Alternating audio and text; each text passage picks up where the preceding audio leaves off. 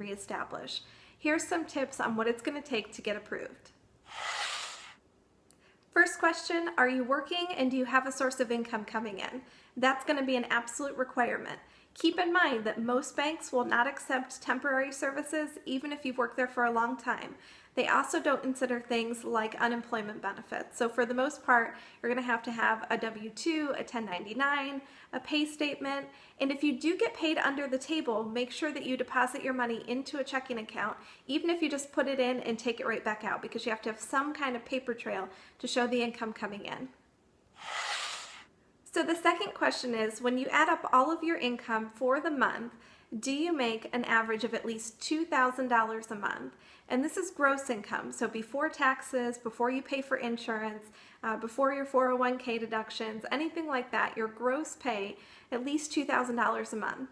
Now there are a couple of lenders that will go down less than that. Some will go to $1,500 a month, but that's pretty much the bare minimum that they're going to look for as far as income.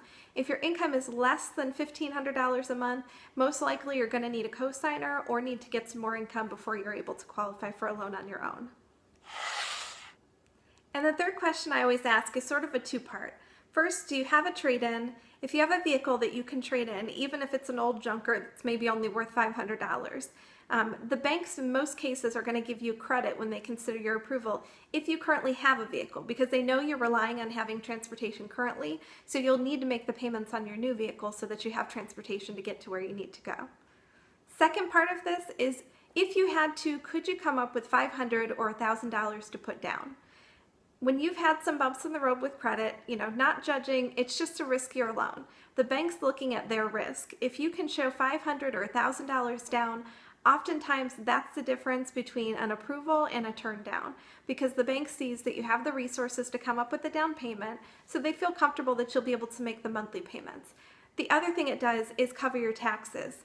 Think about it, if you buy a vehicle and you put no money down, you're not only financing the vehicle, but you're also financing your taxes and any related fees that you have in your state. So the bank doesn't want to finance the car plus the taxes plus the fees. So if you can come up with that $1,000 down to offset part of that cost, where they're only financing the vehicle, you're in a much stronger position to get approved. So based off these three questions, I can get a pretty good idea of the likelihood of an approval for somebody. It doesn't cover every single scenario, so keep in mind your situation might be different, but it's a good general guideline to see whether you'd be able to get approved and hopefully make you feel a little more comfortable before you go into the dealership. I hope you find this information helpful. If you're in the process of buying a car and you need a second opinion or need some advice or help, feel free to get in touch. My website is ohiocargirl.com. Also, make sure you subscribe to my channel for great videos like this one. Thanks for watching.